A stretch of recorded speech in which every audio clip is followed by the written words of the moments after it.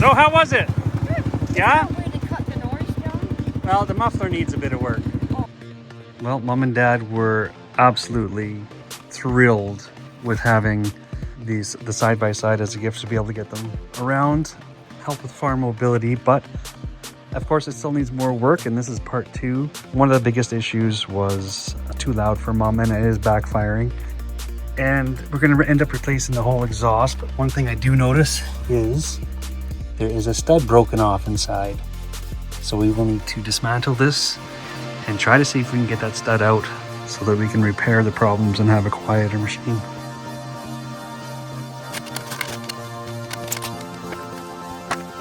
Well, this looks like a hodgepodge of problems that they tried to fix with some horrible welding. No wonder this thing's making so much noise. Leaking from there like crazy, so do have a new exhaust and pipes and new studs ordered. So we just need to get this out of here and see what we can do.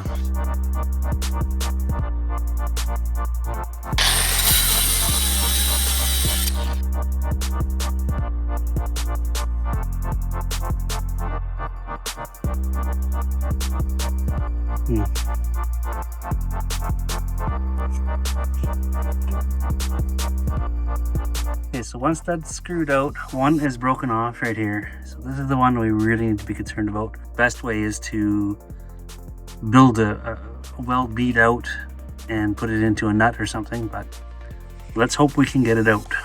What are your thoughts?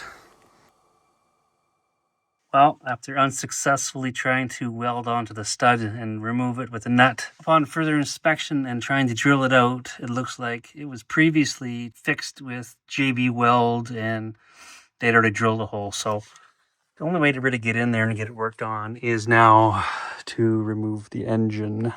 A real pain in the ass for just putting in a new stud. So, crazy task of having to remove the entire engine, I think will be the easiest option, just in order to fix the one stud bolt issue for the exhaust port. So we're gonna have to remove the air box, breather assembly here, and start unhooking everything. Drain the fluids, and try to pull the engine out.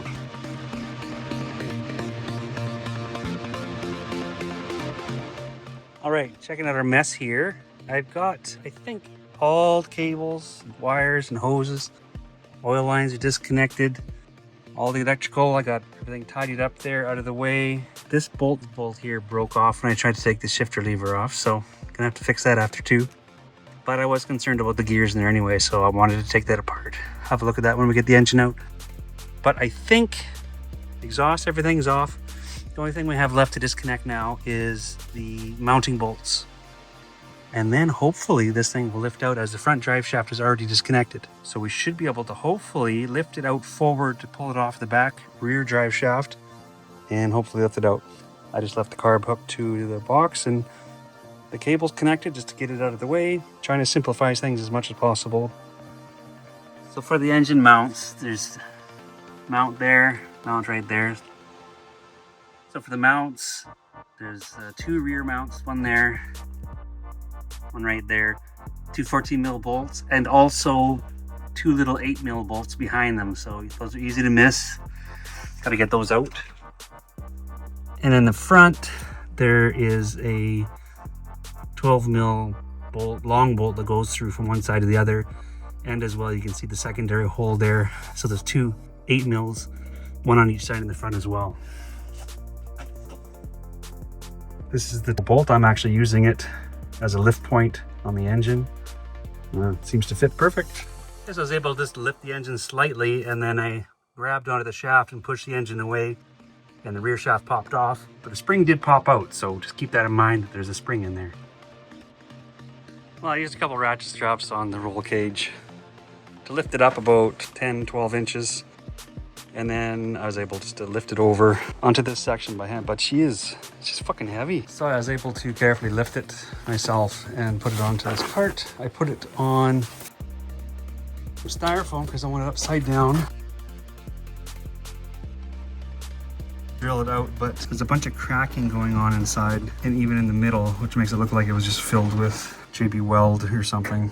So I want to get this lifted up and level, and then hopefully put the drill press into position above it, make sure everything's level so that I can get a perfectly straight on drill to drill that out and maybe try a HELI coil. It is so destroyed. We may end up having to HELI coil it and then fill with a bit of JB Weld, which I don't like using. There's not a lot of options.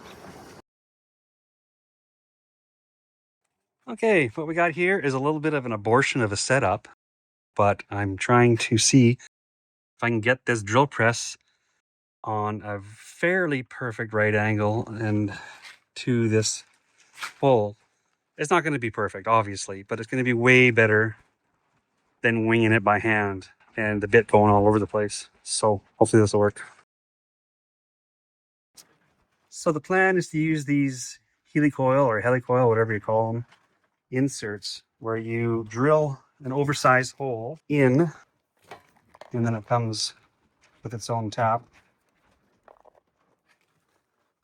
to make new threads and then thread in the actual coil itself, which is the right size threads on the inside and oversized threads on the outside, so that the new studs that I got will hopefully go in there. But there will be a bunch of void around the top where all this mess is, but I'll see how it looks when it gets in there, if we can make it successful, whether we fill it in and leave that stud in there or if it's going to be okay the way it is. Because it's not the longest amount of threads. I wouldn't mind them being a little bit longer, but that's what I got with the kit. So we shall see. Other thing I'm going to do is use the flange off the old exhaust system with the one good stud to put in there, just so I can help get it lined up. I'll start with a smaller bit that fits there and try to get a proper, perfect start to the hole at least, and then we can take it off and use the proper size bit. Well, worst case, buy a new head.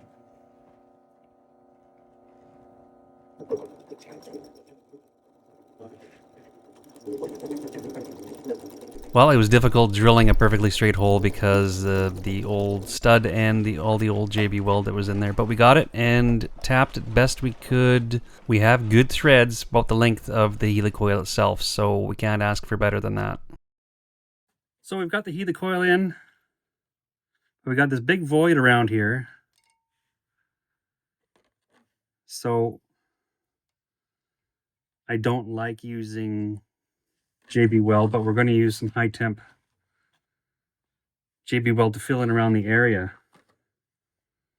But what I want to do is I don't want the JB Weld actually sticking and welding to the stud in case for some reason I need to replace the stud or take it out. So I'm just going to put a little touch of oil around these threads where the JB Weld is going to touch it, so that hopefully it won't stick to it, but it'll still maybe follow the threads and fit into where they are. I'll tape this up back here so that it doesn't flow out into the exhaust port.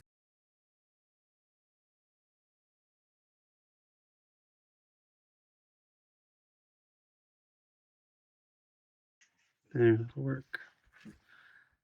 Okay, I'm just going to put a dab of oil on this. I have some on there, but I'm going to wipe it off now. But I'll leave a film there. There'll be just a little film of oil on there. And that'll burn off later, no big deal.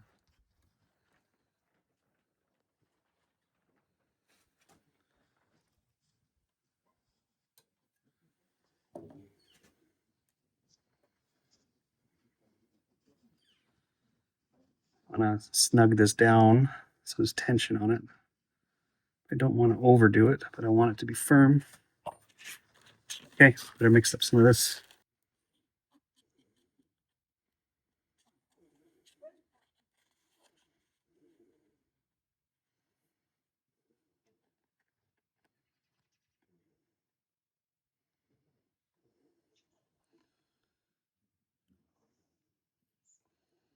Yeah, I've got more than what we need on there. I'll take some of that off in a minute.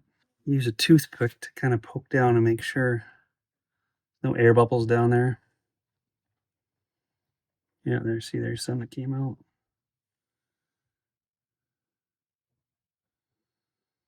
Okay, what a mess, but it should help hopefully stabilize it a bit. Otherwise, I wouldn't want to use it.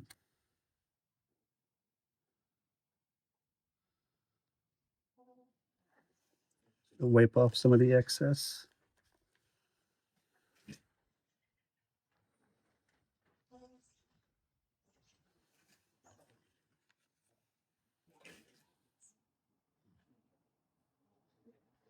It says it's got a 4 to 6 hour set time, and then like,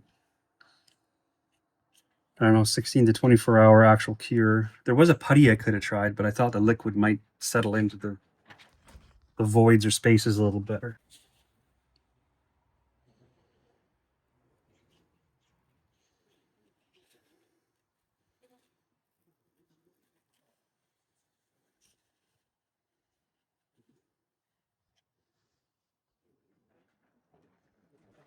There. It's looking not too bad. Nice. Let's have a closer look.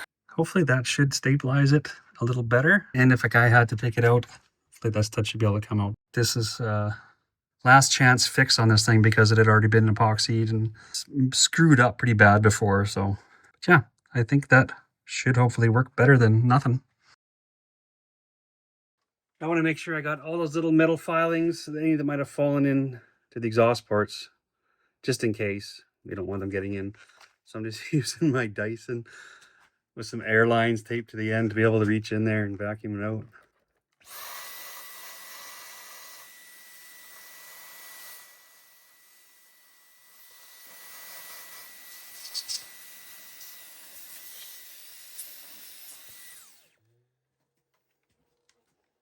Hey, looks not too bad. See, there's some wires that were going through this piece here. They must have shorted and melted together, so I'm going to tape up. Good wires are still good, so I'm not going to make new connections that can fail. I'm just going to tape each one, and I'm going to protect it with some of the smaller airline as a guard, and I'll tape that on as well. I'll do all of them here, tape this on, and then tape them together and put it back in, and hopefully, for whatever reason they were rubbing, they shouldn't contact each other again.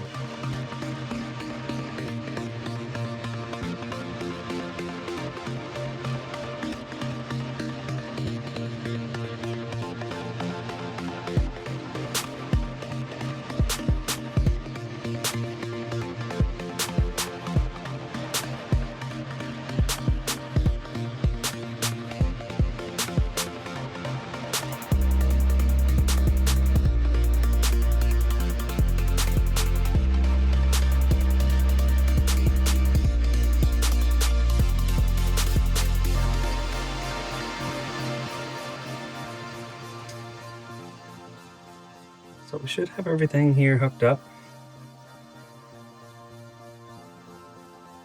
I just need to change that out when the parts come in today. Well, let's see how the bolt broke off on this piece. I was worried that these gears weren't any good, but they seem to be okay. I just went ahead and bought a cheap replacement set on Amazon. So I'll just replace this piece here rather than trying to screw with getting that damn broken bolt out. Main thing is just making sure that this dot goes in between the dots on this piece here to make sure you got it in the right spot. Grease on this.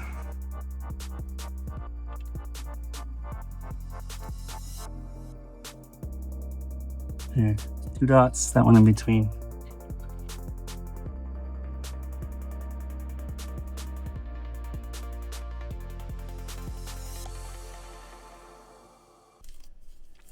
Just being extra careful at this part. I don't want to damage that stud that I don't know how strong it is. And being very careful with the crush gaskets, putting them on here so they don't get dented or bent. And making sure that they make it in smoothly in this initial process.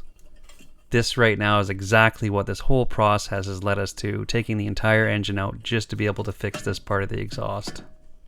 It's been fucking exhausting.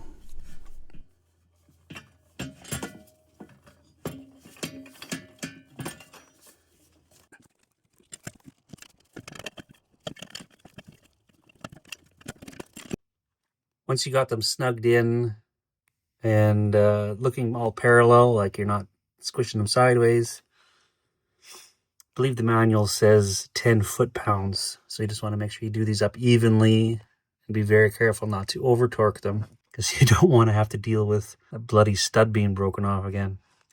But yeah, anytime you take the header off, you should always be putting in brand new crush gaskets, because if you don't, you're not going to be able to get a seal, and then you're going to over tighten and have problems.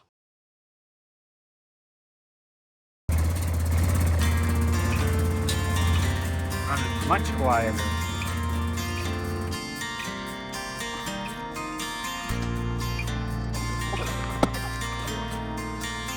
Probably start